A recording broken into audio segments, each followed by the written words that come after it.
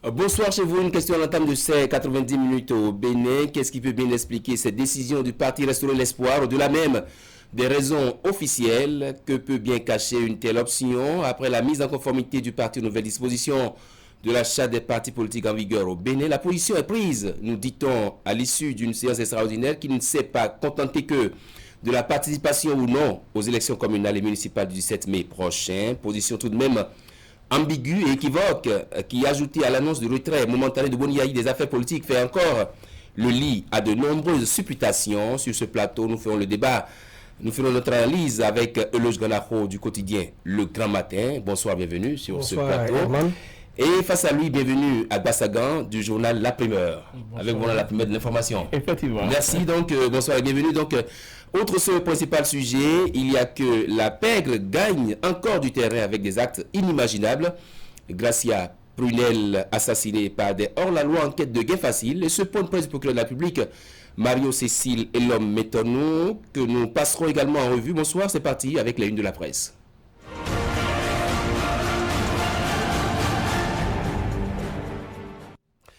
Fraternité pour démarrer, formation et renforcement des compétences numériques, ABSUCEP reçoit la certification ICDL. Participation municipale et communale de 2020, restaurer l'espoir, un boycott et des risques. Scrutin du 17 mai prochain. La Sénat échange avec la société civile. La Nation, assurance pour le renforcement du capital humain, le volet prise en charge maladie déjà opérationnelle. Et puis élection communale du 7 mai prochain, la Sénat exprime ses attentes vis-à-vis de la société civile.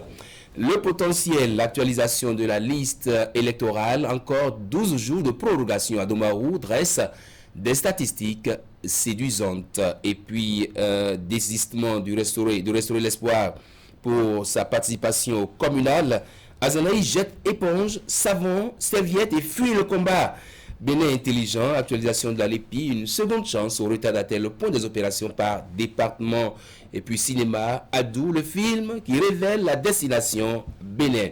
Libération, Conseil de paix et de sécurité de l'Union africaine, le Bénin dans la cour des grands municipales et communales du 17 mai prochain. Candidat Zanaï, restaurer l'espoir, jette l'éponge. Le Béninois libéré, le retrait momentané de Yahi de la vie politique.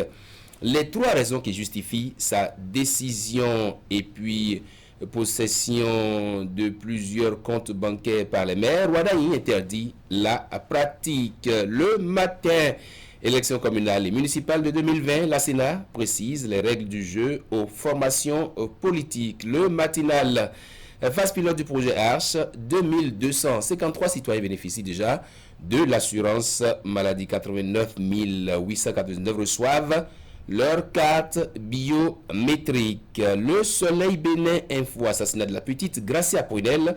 Les détails macabres de l'enquête. Les auteurs risquent la réclusion criminelle à perpétuité. Le professionnalisme des forces de l'ordre est salué. Retour plateau donc. Je retrouve mes deux débatteurs du jour. C'est parti pour le duel.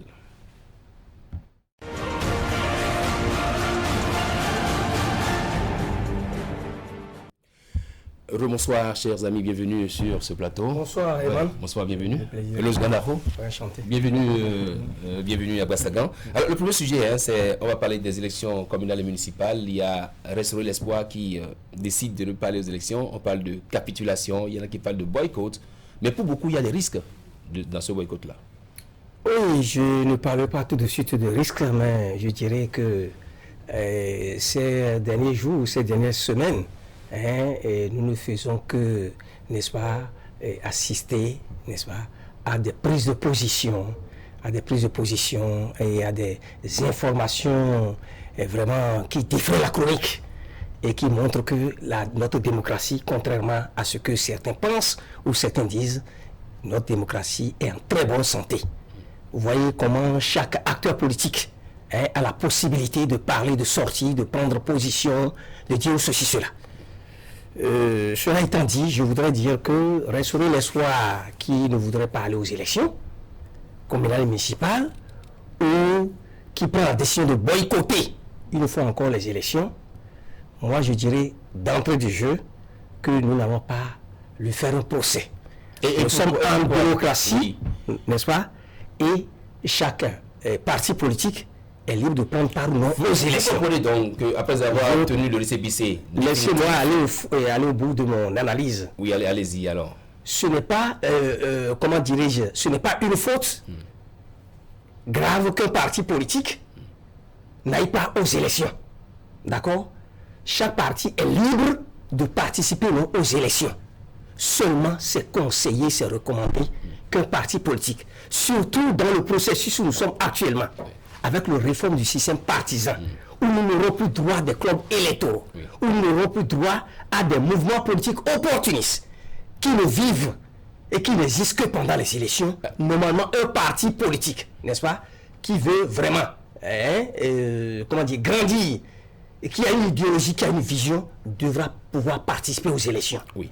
Donc, je ne sais pas les raisons réelles. Oui. Sinon, les motifs qui ont été évoqués sont là. Qui ont été évoqués. N'est-ce pas? On va aller au-delà de... Mais s'il y a quelques jours déjà, des raisons inavouées. avec la démarche du parti Restaurer l'Espoir, n'est-ce pas, qui a décidé maintenant de se conformer à la loi, c'est une bonne chose.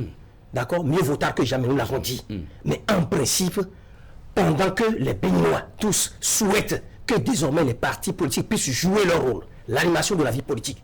Et vous savez que pour les partis politiques, ce qui est fondamental, c'est non seulement d'animer la vie politique, mais c'est de pouvoir, pouvoir aller aux élections, tout à fait, conquérir le pouvoir et l'exercer. Mais lorsqu'un parti décide de ne pas y aller, et donc, je vous ai bien dit, raison de s'inquiéter alors. Je vous ai bien dit de s'inquiéter, d'accord. Et je vous ai bien dit la fois passée que Pierre de Coubertin a dit, le plus important aux Jeux Olympiques n'est pas d'y vaincre, mais d'y prendre part. Car l'essentiel dans la vie n'est pas tant de conquérir que de lutter. Bienvenue.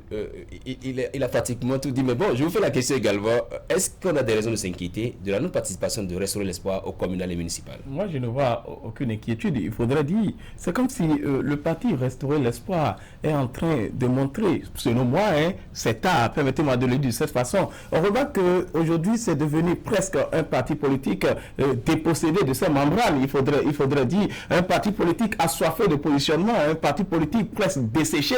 Parce que vous savez, à un moment donné, quand on parle du parti Restaurer l'Espoir, avec la verve, la rhétorique de son président, on sait qu'il haranguait la foule, mais pas les actes de ce président, à un moment donné, qui est lui-même qui est versatile. Il faudrait préciser cela, il ne faut pas se voiler la face avec les actes que nous avons remarqué que ce président avait posé. Et donc aujourd'hui, que Restaurer l'Espoir aille rechercher d'abord son récépissé définitif et se montre, se joue au défaitisme, permettez-moi de le dire de cette façon, par rapport à cette élection communale. Et ce parti, le président de ce parti avait fait une sortie. Et lorsque le parti FCBE donc, avait reçu son récépissé, il faudrait le dire de cette façon, lorsque les procédures ont été enclenchées. Alors, selon son analyse, c'est qu'il ne donnerait pas que accepter ce récépissé, d'abord c'est donner caution donc, aux réformes du système partisan. Et que ce parti-là même vienne du moins à recevoir ce récépissé et aujourd'hui dit qu'il n'ira pas aux élections, c'est vrai. Lorsque nous allons toucher les différentes fonctions d'un parti politique, nous allons dire effectivement que c'est une liberté pour ce parti-là de ne pas aller aux élections. Mais pour montrer l'ancrage de ce parti politique à l'heure actuelle, il va falloir que ce parti-là aille aux élections pour montrer donc sa carapace politique, son envergure territoriale, il faudrait le dire. Pour vous donc, c'est que Restaurer l'Espoir a capitulé? Effectivement, c'est fut la bataille, permettez-moi de le dire de cette façon. Si on dit qu'on ne veut pas donner caution au système partisan et on reçoit le récépissé et à partir de ce moment, on dit qu'on ne va pas aux élections, ça veut dire que le parti n'a même pas encore d'ancrage national. Permettez-moi de le dire de cette façon. Parce que le parti n'est pas encore en phase réellement avec ce qui a été demandé. On sait que pour la bataille, rien ne serait gagné. Et donc, pour ne pas subir cet affront, il faut nécessairement reculer et aller peaufiner les différentes stratégies. En tout cas, c'est ce que je suis en train de voir. En voyant les stratagèmes, les subterfuges de ce président, j'aurais aimé que le parti Restaurer l'Espoir aille à cette élection-là. Et nous allons voir. Malheureusement, le parti Restaurer l'Espoir décide de ne pas aller à cette élection. Et je vous lis rapidement un pan de ce communiqué du parti. Le parti Restaurer l'Espoir a décidé de ne pas participer aux élections municipales et communales qui n'ont aucun enjeu national dans la mesure où les lois qui l'organisent violent l'essence de la décentralisation. C'est ce qui est dit dans le communiqué que le Fraternité a publié. Non, le président se contredit. Permettez-moi de le dire. Si on dit qu'on ne veut pas donner caution à ce système partisan et qu'on a réglé, on a procédé à la réforme de ce système partisan et qu'on aille se conformer par rapport à la loi qui a amené cela, on dit quoi? Il y a une contrariété là, il y a de l'antinomie. Permettez-moi de le dire de cette manière-là. Vous avez lu la même contrariété entre autres raisons que le parti Restaurer l'Espoir estime que les lois, ces lois-là, qui permettent d'aller aux élections, violent l'essence même de la décentralisation, que ça n'a aucun enjeu national. Mais on ne peut pas comprendre que, comme l'a souligné tout à l'heure mon vis-à-vis, et que ce même parti, d'accord, dans ce pays, nous avons vu, il y a quelques mois, qui a estimé qu'il y a exclusion, c'est des lois scélérates, c'est partisan, on veut exclure tel ou ceci, cela, que ces mêmes-là, on leur donne l'occasion, d'accord, puisque même le président de la République s'est investi personnellement après le dialogue social pour que les recommandations soient mises en œuvre. Et vous avez vu tout le travail qui a été abattu à l'Assemblée nationale pour que les corrections nécessaires soient apportées aux dites lois. Et les facilités, ça continue, le président de la République. Vous avez entendu récemment dire que le quitus fiscal, ça ne va plus être un parcours de combattant, ça ne va plus être un casse-tête chinois. Je continue. Et en dehors de cela, il y a quelques jours, le président de la République aussi a ordonné et puis a donné des instructions à tous les ministres pour que le certificat de résidence soit délivré à tous les candidats et que les autres, et ainsi de suite. C'est pour vous dire que le pouvoir en place continue de créer les conditions favorables pour que les partis ne trouvent pas des raisons de dire demain encore des prétextes fallacieux. Les théâtrales d'exonération sur certains frais de constitution de dossiers annoncés par le gouvernement ne sont en réalité que de pures manœuvres trompe-l'œil. C'est ce que dit le parti Restaurer l'Espoir. Par rapport à cet élément-là. Non, mais cette analyse presque avide, permettez-moi de le dire de cette façon, parce que qu'on aille donc à favoriser une élection, parce qu'on avait tagué l'élection législative d'une expression que je n'aime pas, moi, employer, mais les circonstances m'y obligent. On parle d'élection exclusive, et aujourd'hui, maintenant, qu'on trace le boulevard pour qu'il ait une élection inclusive comme ils le veulent, et qu'on passe maintenant à des qualificatifs, permettez-moi, à la limite saugrenus, permettez-moi de le dire de cette façon, ce n'est pas du tout bien. Parce que lorsqu'on prend un parti politique, dans la fonction de la structuration d'un parti politique, il faudrait que le parti politique travaille pour accompagner le peuple, pour accompagner les gouvernants, pas pour être des goulots d'étranglement, des expressions qui amènent donc le blocus, permettez-moi de le dire de cette façon, qui amène un véritable blocage pour le processus et pour l'émanation, la saine émulation du moins, et pour les différentes élections. Il n'est pas bien qu'on qualifie ces différentes actions-là de théâtralisation. Non, moi je ne vois rien de théâtralisation. Ce sont des actions optimales et objectives qu'il faut accomplir pour qu'il y ait des élections favorables. Dans ces conditions, seul un dialogue national inclusif peut permettre le rétablissement des conditions propices à la tenue d'élections respectueuses des standards démocratiques en République du Bénin. Procéder autrement serait une caution à la forfaiture électorale, une profanation insupportable de la mémoire des victimes innocentes tuées avec sauvagerie les 1er et 2 mai à Cotonou, à Kandi notamment. Ça veut dire quand même que le parti Restaurer l'Espoir fonde son argumentaire sur des éléments. Non, ça veut dire que le parti Restaurer l'Espoir est demeuré dans sa logique de boycott, de contestataire. Ce que moi j'appelle les adeptes du boycott et les éternels contestataires. Parce qu'il faut que le débat, nous avancions avec le débat. Il faut que nous évoluions. Nous avons dépassé tout ça. Alors nous sommes aujourd'hui, nous n'avons plus parlé de tout cela. Parler de dialogue alors qu'il y a eu un dialogue politique. Nous avons vu des acteurs de l'opposition participer à ce dialogue-là. Il y a eu amnistie. Les recommandations sont en train d'être mises en œuvre. Je crois que nous avons, c'est dépassé. Il faut que nous évoluions dans le débat. Aujourd'hui, nous avons vu ces mêmes partis. Vous êtes, de mon avis, d'accord avec moi, qui hier contestaient ces mêmes lois-là.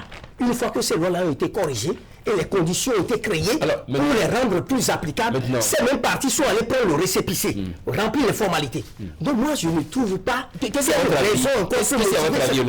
à votre avis, pourrait faire peur à Restaurer l'Espoir? Oui. Alors qu'elle a le récépissé. Oui, allez-y. Oui. J'ai dit d'abord que ce n'est pas un crime. Qu'un parti politique décide de ne pas aller aux élections, ça c'est de leur responsabilité, ce n'est pas un crime. Mais par contre, c'est souhaité, c'est recommandé. Mais je dis, une fois qu'on a entrepris une démarche et qu'on est allé se conformer à la loi, on devrait pouvoir aller aux élections. Qu'est-ce qui peut faire peur? Qu'est-ce qui peut faire peur à ce stade-ci? Alors qu'on connaît l'ancrage quand même de son... Un leader politique sérieux, des leaders politiques sérieux, responsables, s'ils sont convaincus réellement que ce qui a été mis en place, c'est du faux, ça ne répond pas à la loi, ça viole la Constitution, ils n'ont pas le droit d'aller remplir les formalités. Oui, les formalités sont déjà remplies. Première chose. Oui, allez-y. Deuxième chose, il faut être objectif et honnête. Lorsque vous n'avez pas les moyens de votre politique, d'accord, on ne va pas vous accuser. Vous n'êtes pas prêt pour aller aux élections.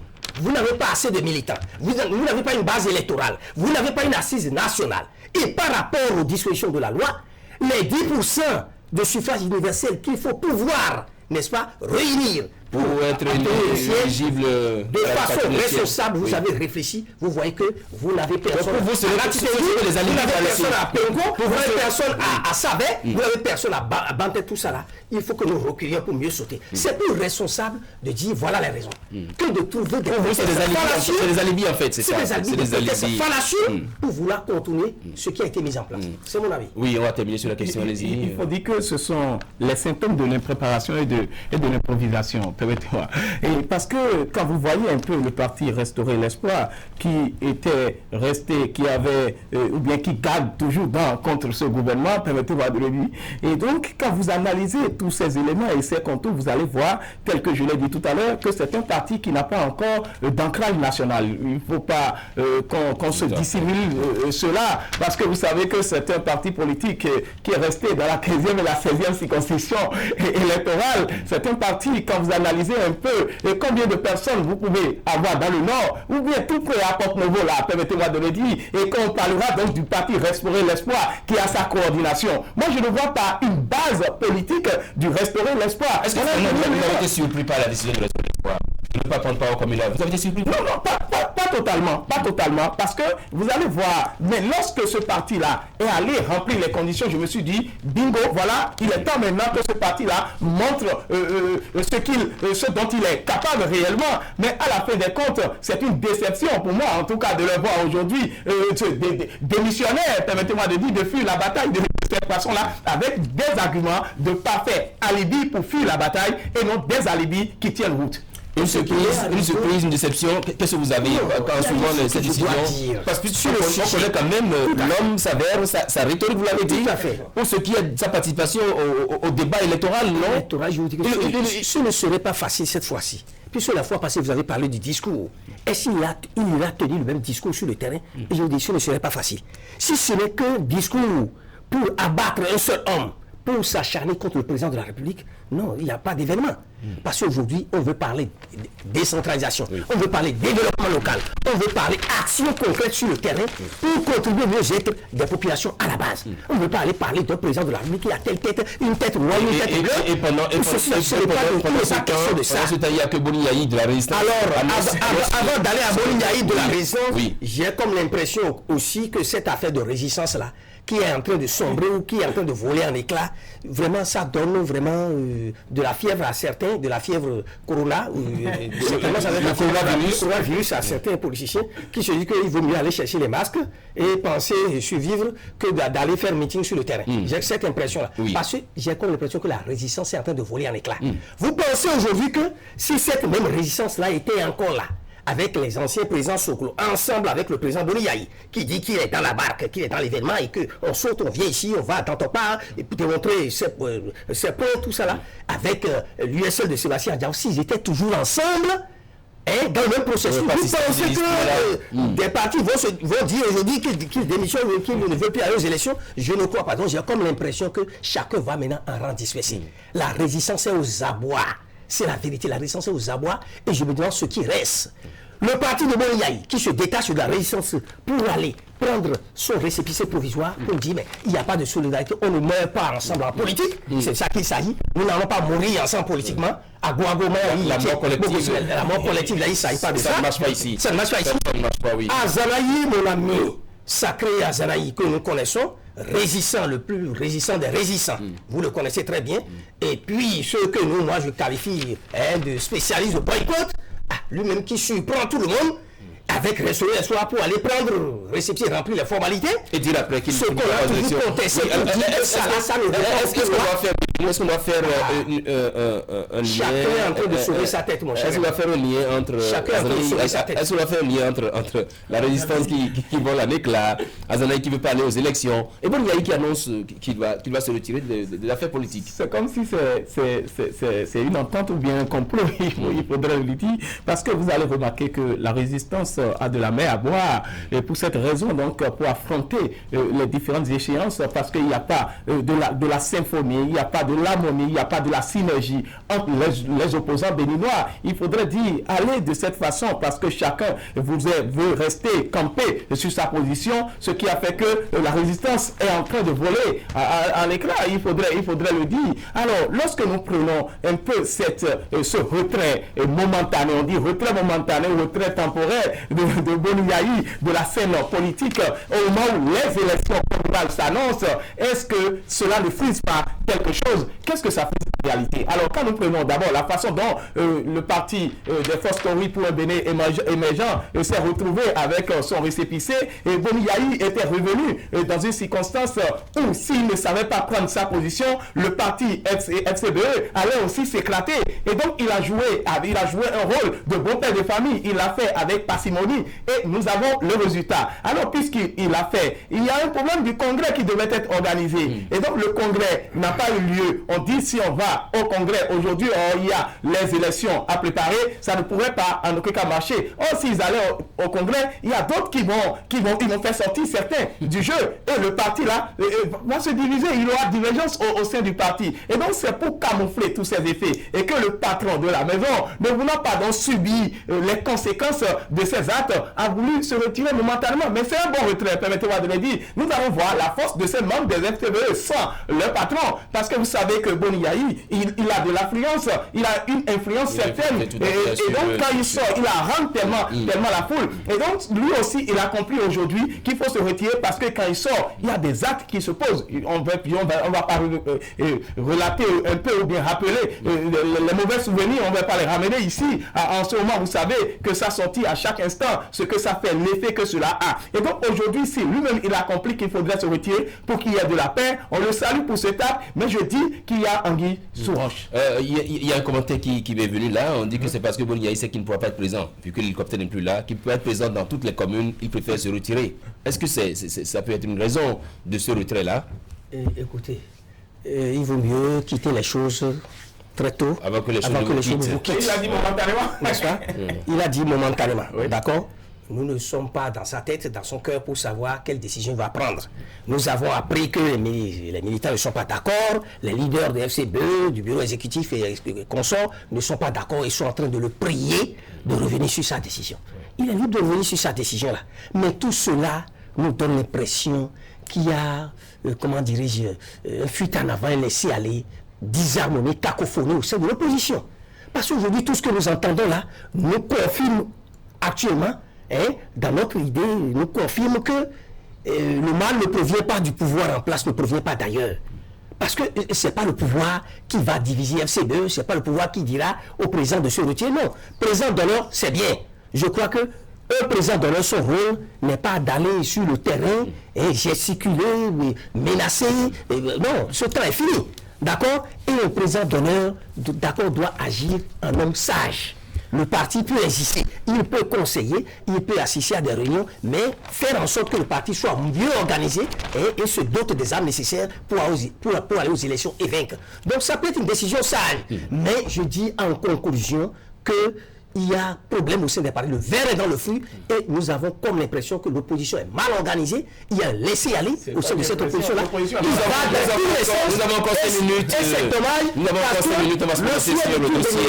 Qu'on soit peur de l'opposition, qu'on soit peur de la mouvance, c'est qu'on ait une opposition bien organisée, n'est-ce pas, qui équilibre les forces sur le terrain pour consolider la démocratie. Nous avons encore 5 minutes, on va parler du dossier assassinat de la fillette Gracia Ponel, et avec ses sorties du procureur de la République, et l'homme Mario Cécile Métonou. Quelle impression avez-vous gardé de cette sortie du procureur? On va permettre à bienvenue de réagir rapidement parce que j'ai pas oui, allez-y. Alors c'est un crime odieux, il faudrait dire, et que des gens dans notre République se comportent de la sorte, il faut les sanctionner avec la dernière rigueur, que à cause de l'argent, à cause de ce que nous appelons aujourd'hui du gaï, il faudrait préciser de la cybercriminalité, et que à la recherche du gain facile, qu'on puisse donc donner la mort à un enfant dans ce genre de circonstances, sincèrement, ça fait froid aux yeux. Il faudrait le dire, et ça chagrine aussi. Alors, à partir de ce moment-là, il faudrait que ces dernières personnes soient condamnées avec la dernière rigueur. Il faudrait dire, c'est une condamnation à perpétuité, je ne donne pas, je ne suis pas procureur. C'est vrai que ces criminels bénéficient jusque-là de la présomption d'innocence. Puisque le procès n'est pas encore à terme, en disant ça, je pourrais porter atteinte à leur présomption d'innocence, mais en ma qualité de journaliste, il faudrait dire que ces gens doivent être découragés, puisque qu'on arrive à donner la mort dans ce genre de circonstances. On a d'abord créé une amitié avec l'enfant, une intimité, je dirais, et avec cet enfant, et après maintenant, voilà ce qu'on est en train de découvrir à cause de l'argent. Sincèrement, il faudrait que nous aussi, nous analysons, si c'était nous, quelle sera alors la situation. Quel que soit le jour, profitant d'un moment d'inattention de la mère et de l'entourage, le charlatan a enlevé la fillette et l'a conduite à son domicile au quartier Saint-Rita. Le fait se produisait à Missévo. De Missévo à Saint-Rita, l'amant n'a pas pu constater que sa fille a disparu. Mais c'est horrible, ça. C'est horrible. Et je dis que ça fait appel à la responsabilité aussi des parents. Nous sommes dans un pays de droit, de justice. Ce qui est clair est qu'un enfant, une fillette a été tuée. Nous ne pourrons plus, même avec la présomption d'innocence, on ne peut pas dire qu'il n'y a pas eu mort. C'est clair, la fillette a été tuée. Il y a une mort constatée d'ailleurs. Constatée. Avec plus le corps retrouvé par la suite. D'accord. Et des aveux il également. faut pouvoir établir les preuves, la culpabilité de X ou de Y, pour pouvoir, n'est-ce pas, prendre une décision en bonne et due forme. Et je crois que ça doit continuer. Nous sommes dans un état de droit et ce n'est pas bien qu'on continue de tuer de manière horrible comme ça et que l'État se taise. Donc la justice est en train de jouer son rôle. Nous ne pouvons que l'applaudir et souhaiter que ce dossier-là aille jusqu'au bout et que la justice joue son rôle pour que les coupables, les vrais coupables soient retrouvés et punis par la loi. La dernière chose... Il y a deux éléments là. Il y a d'autres coupables. Il y aura un procès. Il y aura un procès. Il a une défense tout et tout. Tout à fait. Je ne suis pas là pour dire que non, il n'est pas de la défense. Tel est blanc, tel est noir, je ne suis pas là pour le dire. Mais ils auront droit à une défense. Effectivement. En bonne et due forme. Est-ce qu'on ne devrait pas aller au-delà de ces deux individus qu'on a présentés et qui forment étant des... Effectivement, quand vous allez dans les différents quartiers de Cotonou aujourd'hui, vous allez remarquer un jeune qui n'a même pas presque votre âge, qui roule un véhicule Lexus LS 350. Ne dites pas ça, sinon on aura la migraine tout de suite. C'est vrai que le père pourra... Oui, ça n'inquiète personne. Voilà, et vous vous demandez, mais comment est-ce que nous, en tout cas, nous n'avons pas travaillé pour avoir de telles choses? Ce n'est pas de la jalousie. Mais lorsque vous allez rechercher et qu'est-ce qui est à la base de cette réalisation, vous allez remarquer qu'on dit que c'est un cybercriminel. Et un cybercriminel, mais qui va établir réellement les faits? On dit soit il a pris du crayon ici dans sa maison, ou bien on dit qu'il a pris certains fétiches. On ne sait même pas. Mais comment il est arrivé à retrouver l'argent? Et d'ailleurs, même je me pose encore une autre question. Je me dis, mais comment ils arrivent à mystifier leurs victimes jusqu'à ce qu'ils aillent à ce point-là? Avec le téléphone, les y aide. Voilà un cas. À retenir les victimes. Avec du savon noir. Voilà, savon noir et les marabouts sont associés à la chose. Eux qui sont censés donc accomplir des actes donnés. Voilà. Je crois que le gouvernement est en train de jouer son rôle. Puisque cette affaire de cybercriminalité, vous savez très bien avec moi que la lutte est commencée depuis longtemps. Il y a eu un relâchement. Vous reconnaissez qu'il y a eu un relâchement. Non, écoutez, ce n'est pas facile, parce que c'est des gens bien organisés. Et même actuellement, tout cela ne se passe plus dans les cyber et tout cela, mais c'est dans des maisons. Oui, et je crois que l'État, ils sont même allés interpeller avec la police des cybercriminels dans leur maison et dans des coins reculés. Oui. Donc c'est une lutte de longue haleine. Nous ne pouvons que demander à l'État de faire encore plus et de continuer de poursuivre cette lutte-là, parce que là, c'est une question de responsabilité. Cette responsabilité incombe à l'État, mais elle incombe également aux parents. Parce que vous, parents, qui laissez vos enfants la familiarité avec des voisins, qui font avec des petits biscuits, des friands, pour attirer les enfants, les parents aussi ont ce rôle-là. Ils ne doivent pas se dire que bon, la responsabilité incombe à l'État. Non. Je dis la même chose pour la police républicaine. Oui. La police est là.